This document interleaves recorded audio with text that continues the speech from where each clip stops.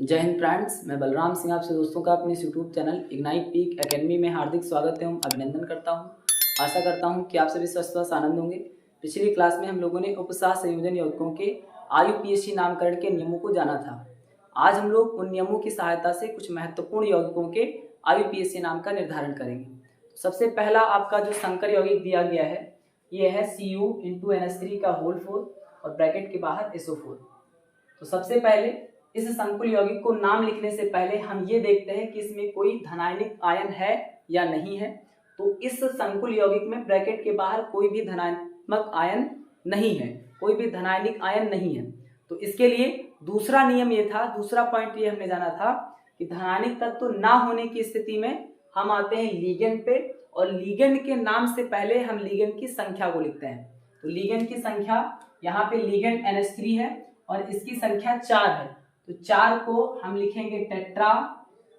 4 को क्या लिखेंगे? टेट्रा। फिर जो आपका NH3 है इसका नाम होता है एमीन। NH3 आपका लीगेंड है और इसका नाम हो जाएगा टेट्रा एमीन। फिर जो आपका कॉपर है ये केंद्रीय धातु परमाणु है, और केंद्रीय धातु परमाणु से अगर कोई ऋणात्मक लीगेंड जुड़ता है तो उसके नाम के अंत में एट लग जाता है। लेकिन यहाँ पे NH3 एक उदासीन लीगेंड है, इसलिए इसके नाम पर कोई फर्क नहीं पड़ेगा। तो ये हो जाएगा कॉपर। और केंद्रीय धातु परमाणु का नाम लिखने के बाद में उसके बाद तुरंत ब्रैकेट में रोमन अंक में उसकी ऑक्सीकरण संख्या लिखी जाती है। और जो आपका SO4 है ये एक ऋणात्मक आयन है, तो SO4 को हम लिखेंगे सल्फेट। क्या लिखेंगे? सल्फेट। अब इसकी ऑक्सीकरण संख्या को निर्धारित करेंगे। तो जिसकी ऑक्सीकरण संख्या निकालना होता है उसे हम X मानते हैं, और जो NH3 है इस पर 0 चार्ज होता है, SO4 पर -2 होता है। इस तरीके से हम इसकी ऑक्सीकरण संख्या निकाल लेंगे। यहाँ पे Cu की संख्या 1 है प्लस NH3 4 है और 1 पर होता है 0 प्लस SO4 1 है और 1 पर जो चार्ज है वो -2 है, इक्वल टू 0। यहाँ हो जाएगा X 4 का 0 से गुणा 0 प्लस माइनस 1 का 2 से गुणा 2 इक्वल टू 0। ये हो जाएगा X, -2 इधर आएगा तो +2 हो जाएगा। इस तरीके से जो Cu की ऑक्सीडेशन नंबर आएगी वो +2 आएगी।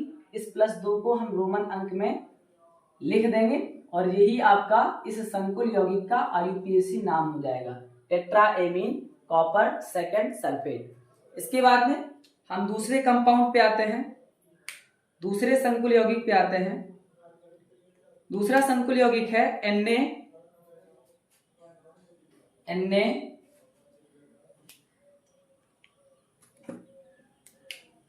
Na ब्रैकेट में Ag, Na ब्रैकेट में Ag, Cn का होल ट्वाइस और ब्रैकेट क्लोज।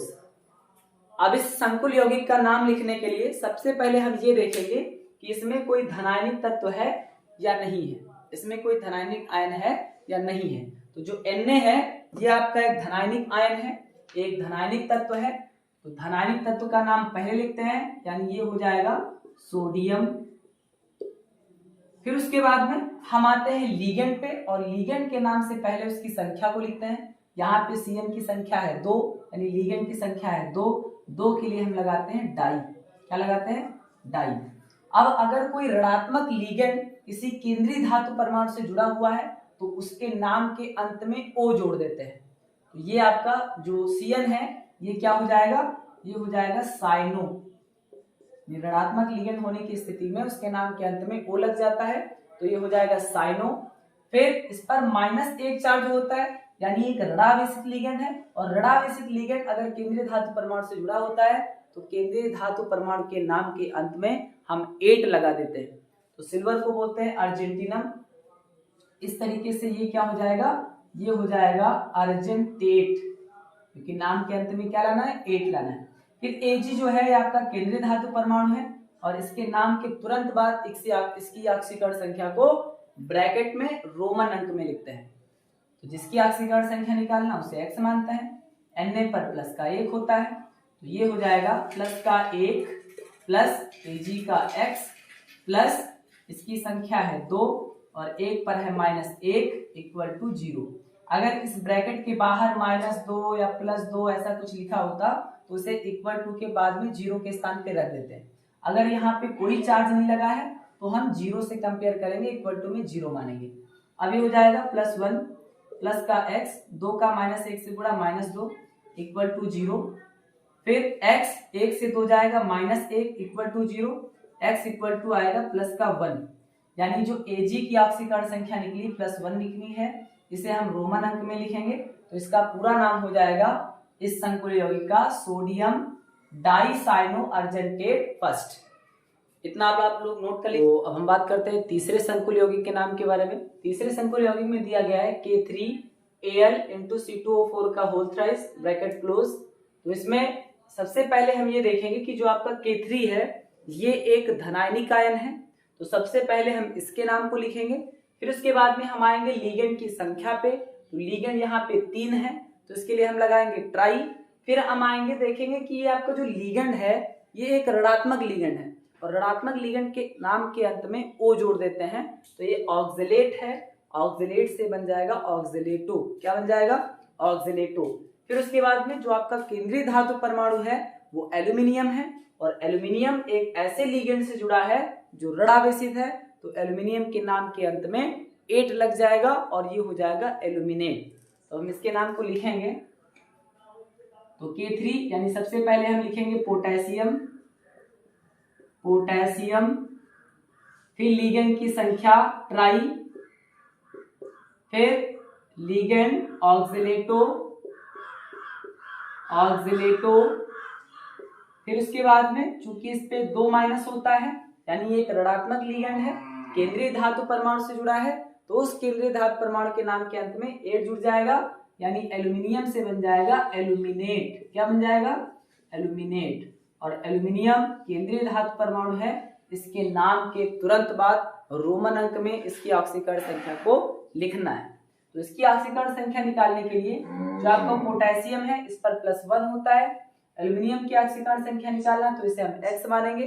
तो 3 पोटेशियम है, 1 पर 1 प्लस होता है तो लिखेंगे 3 × 1 प्लस एल्यूमिनियम पर कितना है? x है, प्लस ऑक्सीलेट कितना है? 3 है, C2O4 3 है और 1 पर -2 होता है, इक्वल टू क्या करना है? 0। 3 1 जा 3 plus x plus minus minus 3 2 जा 6 इक्वल टू 0। 3 से 6 माइनस होगा तो ये आएगा -3, क्योंकि बड़ी संख्या माइनस लगा, इक्वल टू 0। यहाँ से x का मान आएगा +3, यानी जो +3 है इसे हम रोमन अंक में लिखेंगे। तो इस तरीके से इस संकुल यौगिक का नाम हो जाएगा potassium try oxalato aluminate third. अब इसे आप लोग नोट कर लीजिएगा। जो आप ये ऑक्सीकरण संख्या निकालते हैं ये बोर्ड एग्जाम की कॉपी में पीछे रफ कार्य में करना है। इसे आपको जहां पे नाम लिखेंगे वहां पे इस तरीके से सॉल्व नहीं करना है। हम यहाँ पे समझाने के लिए नाम के साथ साथ इसको बताते चल रहे हैं, लेकिन एग्जाम में आपको क्या करना है? रफ कार्य में इसे करना है और जो ऑक्सीकरण संख्या निकलेगी उसको ला करके डायरेक्ट यहाँ पे नोट कर देना है उस ऑक्सीकरण संख्या को, यानी इतना आपको अपनी कॉपी पे लिखना है, पोटेशियम ट्राई ऑक्जेलेटो एल्यूमिनेट। तो अब हम लोग एक अगले संकुल यौगिक के IUPAC नामकरण के बारे में जानेंगे। इसमें दिया गया है Fe का होल 6 और ब्रैकेट के बाहर Cl3। सबसे पहले इस संकुल यौगिक का IUPAC नामकरण लिखने से पहले हम ये देखेंगे कि इसके ब्रैकेट के बाहर कोई धनायनिक तत्व जुड़ा हुआ है अथवा नहीं। धनायनिक तत्व जुड़े होने की स्थिति में हम सबसे पहले उस धनायन का नाम लिखते हैं, उस धनायनिक तत्व का नाम लिखते हैं। फिर उसके बाद में हम आते हैं लिगेंड की संख्या पे। तो लिगेंड की संख्या इसमें दी गई है 6, तो 6 के लिए ग्रीक संख्या होती है हेक्सा, यानी हम लिखेंगे यहाँ पे हेक्सा। H2O आपका एक उदासीन लिगेंड है और इसके नाम को लिगेंड की स्थिति में जब इसका उपयोग होता है तो इसे हम लिखते हैं एक्वा, इसके नाम को लिखा जाता है एक्वा। फिर जो आपका Fe है ये आयरन है, अगर इससे कोई ऋणात्मक लिगेंड जुड़ता तो इसके नाम के अंत में 8 लगा देते, लेकिन यहाँ पे एक उदासीन लिगेंड है तो इसके नाम में कोई फर्क नहीं पड़ेगा, यानी हम यहाँ पे लिखेंगे आयरन, आयरन। और आयरन के बाद में आयरन एक केंद्रीय धातु परमाणु है इसलिए इसकी ऑक्सीकरण संख्या हमेशा ब्रैकेट में लिखेंगे, रोमन अंक में लिखेंगे। फिर आपका जो Cl3 है ये एक ऋणायन है, ये एक ऋणायनिक तत्व है, तो इसके नाम को हम लिखेंगे क्लोराइड। क्या लिखेंगे? क्लोराइड। अब एक बात यहाँ पे आपको याद रखना है कि अगर यही Cl इस ब्रैकेट के अंदर होता तो इसके नाम के अंत में O लग जाता, क्योंकि तब ये बन जाता लीगेंड, तब इसे हम लिखते ट्राइक्लोरो। अगर यही Cl3 ब्रैकेट के अंदर आ जाता तो इसके नाम को हम लिखते ट्राइक्लोरो। यहाँ पे Cl3 है तो क्या लिखेंगे? क्लोराइड। इसकी संख्या किस लिए? इसकी संख्या केवल केंद्रीय धातु परमाणु की वैलेंसी को बैलेंस करने के लिए है, और यानी यहाँ पे जो Cl3 है ये क्या है? इसकी जो संख्या है ये केंद्रीय धातु परमाणु के ऑक्सीकरण संख्या को बैलेंस करने के लिए, यानी यहाँ पे हम लिखेंगे। अब इसकी ऑक्सीकरण संख्या को देखेंगे। अब केंद्रीय धातु परमाणु की ऑक्सीकरण संख्या निकालेंगे तो इसे हम x मानेंगे। H2O पे 0 चार्ज होता है, Cl3 पे -1 होता है, यानी Cl पे -1 होता है।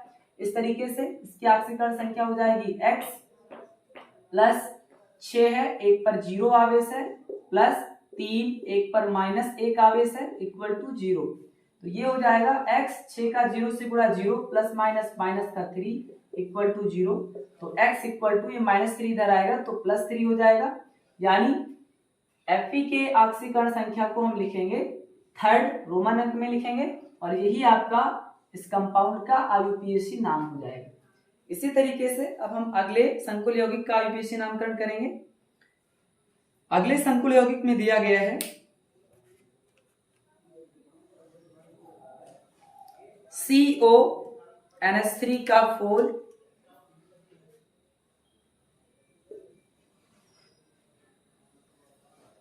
CONH3 का 4 CONH3 का 4 Cl ब्रैकेट क्लोज SO4। अब यहाँ पे ध्यान दीजिएगा, ये जो आपका संकुल यौगिक है इसमें 2 लीगेंड हैं, एक Cl और एक NH3। जहां किसी भी संकुल यौगिक में 2 लीगेंड होते हैं तो उसके नामकरण के क्रम को निर्धारित करने के लिए हम अंग्रेजी वर्णमाला का प्रयोग करते हैं, अंग्रेजी के लेटर का प्रयोग करते हैं। जहां पे एमीन को लिखा जाता है इस तरीके से, यानी इसका पहला लेटर क्या है? ए है। वहीं पे क्लोरो को लिखा जाता है सी से, यानी इसका जो पहला लेटर है वो सी है। अंग्रेजी वर्णमाला में ए पहले आता है, सी बाद में आता है, इसलिए एमीन को हम वरीयता देंगे, एमीन का नाम पहले लिखेंगे और क्लोरो का नाम बाद में लिखेंगे। इस बात का आप लोग याद रखिएगा, इस बात को आप लोग ध्यान में रखिएगा। अब इसके बाद में यहाँ पे हम देखेंगे कि संकुल यौगिक में कोई धनायनिक तत्व तो नहीं जुड़ा हुआ है, क्योंकि धनायनिक तत्व अगर जुड़ा होगा तो सबसे पहले हम उसी के नाम को लिखते हैं। तो धनायनिक तत्व कोई जुड़ा हुआ नहीं है, इसलिए हम आएंगे लीगेंड की संख्या पे, और हमने बताया कि 2 लीगेंड है। अंग्रेजी वर्णमाला के क्रम के अनुसार सबसे पहले एमीन का नाम लिखेंगे, तो एमीन की संख्या 4 है, तो 4 के लिए टेट्रा। फिर NH3 के लिए हम लिखते हैं एमीन, फिर Cl के लिए हो जाएगा क्लोरो, फिर CO। ये एक उदासीन लिगेंड से जुड़ा हुआ है, इसलिए इसके नाम में कोई फर्क नहीं पड़ेगा, यानी ये कोबाल्ट है, ये कोबाल्ट है। कोबाल्ट एक केंद्रीय धातु परमाणु है। इसके नाम के तुरंत बाद ब्रैकेट में हमें रोमन अंक में इसकी ऑक्सीकरण संख्या को लिखना है। SO4 एक ऋणायन है और इसका नाम हो जाएगा सल्फेट। SO4 क्या हो जाएगा? सल्फेट। अब कोबाल्ट की ऑक्सीकरण संख्या को निकालते हैं, तो जिसकी ऑक्सीकरण संख्या को निकालना होता है उसे x मानते हैं। NH3 पे 0 चार्ज होता है क्योंकि एक अणु है, Cl पर -1 होता है, SO4 पर -2 होता है। तो यहाँ पे हो जाएगा x प्लस 4 का गुणा करवाएंगे हम 0 से, प्लस Cl एक ही माइनस का है तो माइनस का 1, SO4 1 है और इस पर कितना चार्ज है? -2 इक्वल टू 0। तो ये हो जाएगा x 4 का 0 से गुणा 0 प्लस माइनस का 1 माइनस का 2 इक्वल टू 0। तो ये हो जाएगा -1 -2 माइनस का 3 इक्वल टू 0। तो x इक्वल टू आएगा प्लस का 3, और प्लस के 3 को हम रोमन अंक में लिख देंगे इस तरीके से। इससे संकुल यौगिक का IUPAC नाम क्या हो जाएगा?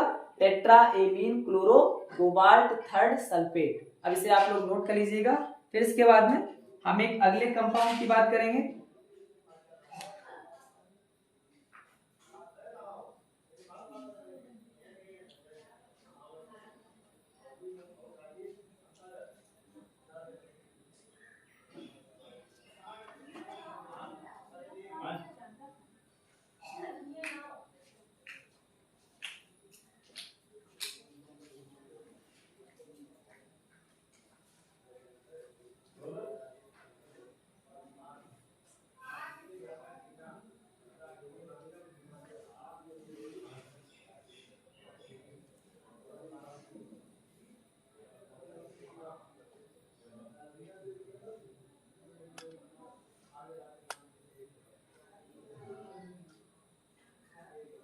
अब इसके बाद में हम बात करेंगे एक अगले संकुल यौगिक के नामकरण के बारे में।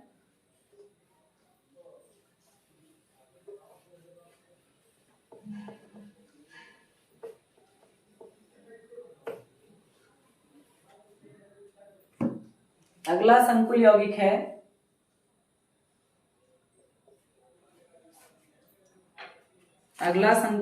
है COEN का होल ट्वाइस, COEN का होल ट्वाइस Cl2Cl,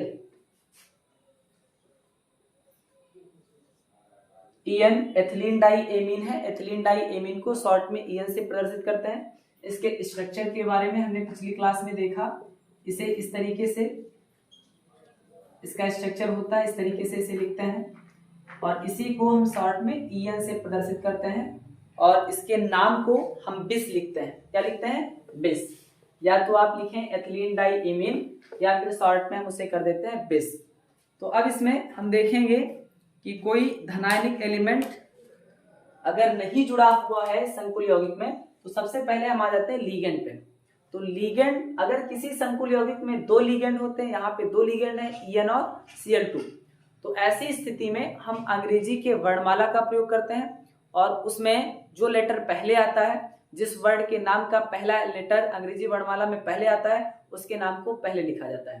तो यहाँ पे देखेंगे EN क्या है? एथिलीन डाई एमीन है। क्या है? एथिलीन डाई एमीन है, यानी इसके नाम में पहले लेटर क्या आता है? E आता है। फिर जो आपका क्लोरो है, इसे इस तरीके से लिखेंगे क्लोरो। तो अंग्रेजी वर्णमाला में C जो है वो E से पहले आता है, तो जो Cl है इसको हम वरीयता देंगे और इस तरीके से इसके नाम को हम पहले लिखेंगे। तो लिखेंगे डाई क्लोरो। क्या लिखेंगे? Die chloro, die chloro. फिर उसके बाद में EN के लिए क्या लिखेंगे? बिस लिखेंगे। EN के लिए क्या लिखेंगे? बिस लिखेंगे। फिर आपका ये इस तरीके से एलिमेंट से जुड़ा हुआ है, यानी जो केंद्रीय धातु परमाणु है, जो कोबाल्ट है, ये इस तरीके के लिगेंड से जुड़ा हुआ है जिस पर कोई चार्ज नहीं है, जिस पर कोई चार्ज नहीं है, यानी EN को हम मानते हैं उदासीन लिगेंड। EN को क्या मानते हैं? EN को मानते हैं उदासीन लिगेंड। इसलिए इसका नाम क्या हो जाएगा? इसका नाम हो जाएगा डाई क्लोरो हो गया। फिर इसके बाद में EN के लिए हमने लिखा बिस। बिस के बाद में फिर कोबाल्ट। क्या लिखेंगे? कोबाल्ट। यानी जो केंद्रीय धातु परमाणु है ये ऐसे लिगेंड से जुड़ा हुआ है जो उदासीन है, जिस पर कोई चार्ज नहीं होता है, इसलिए इसके नाम में कोई फर्क नहीं पड़ेगा। केंद्रीय धातु परमाणु के नाम के तुरंत बाद हम उसकी ऑक्सीकरण संख्या को लिखते हैं। फिर ये Cl आपका बन जाएगा क्लोराइड। Cl क्या बन जाएगा? Cl बन जाएगा क्लोराइड। अब इसकी ऑक्सीकरण संख्या को निकालेंगे तो CO यानी कोबाल्ट पे जिसकी ऑक्सीकरण संख्या निकालना उसे हम मानते हैं X, EN पे 0 है, Cl पर -1 होता है। इस तरीके से हो जाएगा X प्लस 2 का 0 से गुणा 0 हो जाएगा, प्लस 2 का गुणा -1 से, और फिर प्लस ये आपका दिया गया -1 इक्वल टू 0। ये हो जाएगा X 2 का 0 से गुणा 0 प्लस माइनस 2 का 1 से गुणा 1 प्लस -1 इक्वल टू 0। ये हो जाएगा -2 -1 -3 इक्वल टू 0, यानी X का मान आएगा +3। अब ये जो ऑक्सीकरण संख्या है कोबाल्ट की है, इसे हम रोमन अंक में लिखेंगे। इस तरीके से इस संकुल यौगिक का जो नाम हो जाएगा, जो IUPAC नाम हो जाएगा, ये आएगा डाइक्लोरोबिस कोबाल्ट थर्ड क्लोराइड। अब इसे आप लोग नोट कर सकते हैं। फिर इसके बाद में हम बात करेंगे एक अगले संकुल यौगिक के IUPAC नाम की।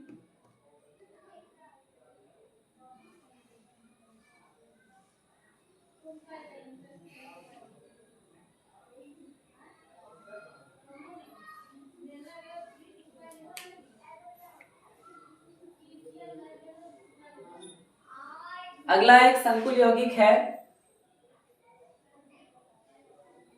जो छोटा है लेकिन बहुत बार ये आपकी बोर्ड परीक्षा में पूछा गया है।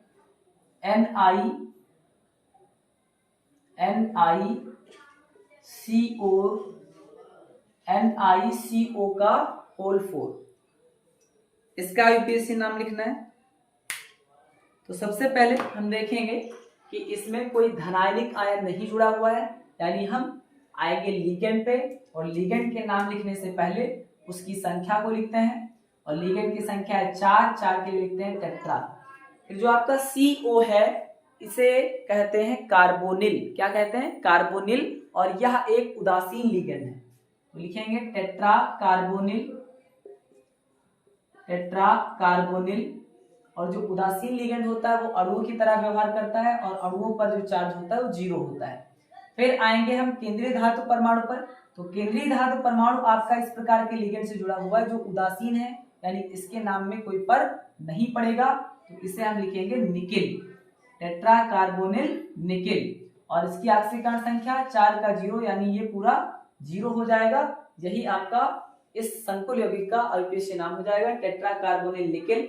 इतना आप लोग नोट कर लीजिए। तो अब हम जानेंगे अगले कंपाउंड के आईयूपीएसी नामकरण के बारे में। इसमें दिया गया है CrEn का होल थ्राइस और ब्रैकेट के बाहर Cl3 है।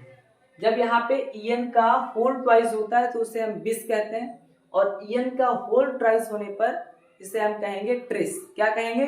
ट्रिस। और यह भी आपका एक उदासीन लिगेंड होता है, यानी इस पर 0 चार्ज होता है।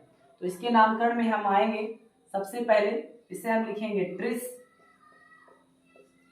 फिर आते हैं क्रोमियम पे।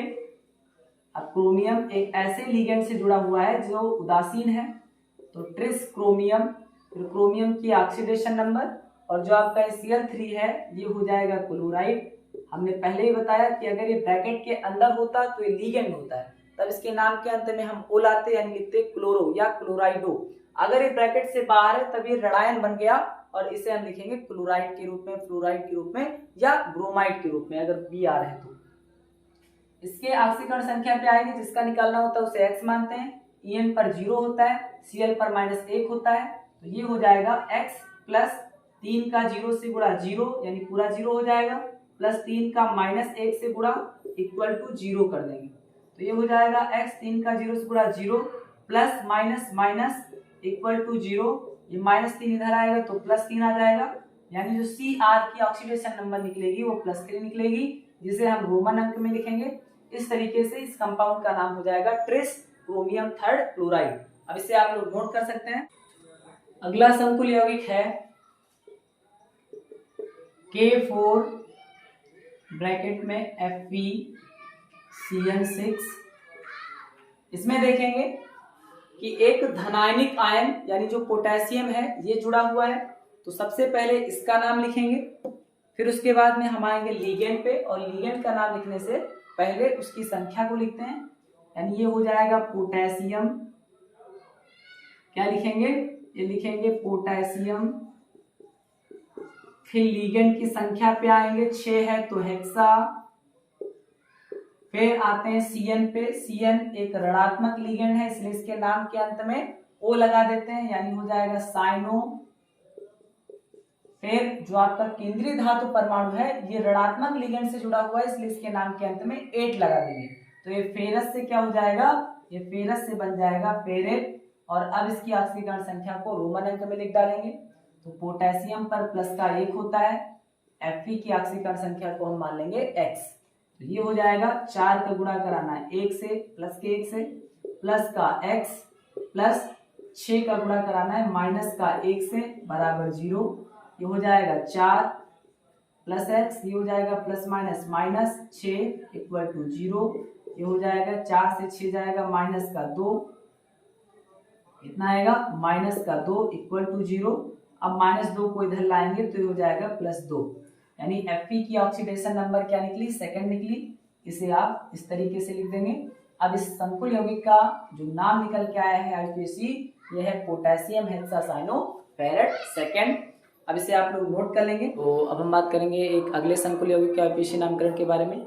इसमें दिया गया है Ca2 ब्रैकेट में Fe(Cn) का होल 6। इसमें देखेंगे कि एक धनायनिक आयन संकुल यौगिक में उपस्थित है, इसलिए इसके नाम को हम पहले लिखेंगे, यानी ये हो जाएगा कैल्शियम, क्योंकि कैल्शियम एक धनायनिक आयन है, एक धनात्मक तत्व है। फिर आएंगे हम लिगेंड की संख्या पे, तो लिगेंड की संख्या दी गई है 6, तो 6 के लिए हम लिखेंगे हेक्सा। फिर आते हैं Cn पे। Cn आपका एक ऋणात्मक लिगेंड है, और इसलिए इसके नाम के अंत में हम O जोड़ देंगे, यानी ये हो जाएगा साइनो, तो कैल्शियम हेक्सासाइनो। फिर जो आपका केंद्रीय धातु परमाणु है यानी जो Fe है, ये ऋणात्मक लिगेंड से जुड़ा हुआ है, और ऋणात्मक लिगेंड से जुड़े होने की स्थिति में इसके नाम के अंत में 8 लगा देते हैं, यानी ये हो जाएगा फेरेट, तो ये हो जाएगा कैल्शियम हेक्सासाइनो फेरेट। अब इसकी आपसीकरण संख्या को निकालेंगे, तो कैल्शियम पे होता है प्लस का 2, Fe जिसका निकालना उसे हम मानेंगे x, और Cn पर होता है माइनस का 1, क्या होता है माइनस का 1। अभी हो जाएगा Ca है 2 और 1 पर चार्ज होता है प्लस का 2 प्लस x, और इसके बाद में जो Cn है ये है 6 और 1 पर चार्ज होता है माइनस 1 इक्वल टू 0, हो जाएगा 2 का 2 से गुणा 4 plus x plus minus minus का 6 इक्वल टू 0, x 4 से 6 जाएगा माइनस 2 इक्वल टू 0, तो x बराबर आ जाएगा प्लस का 2। इसे अब हम लिखेंगे रोमन अंक में, क्या लिखेंगे रोमन अंक में सेकंड, यही आपका इस संकुल यौगिक का आईपीसी नाम हो जाएगा कैल्शियम हेक्सासाइनोफेरेट सेकंड। अब इसे आप नोट कर सकते हैं। फिर इसके बाद में हम अगले कंपाउंड की बात करेंगे। इसमें दिया गया है कि K3CO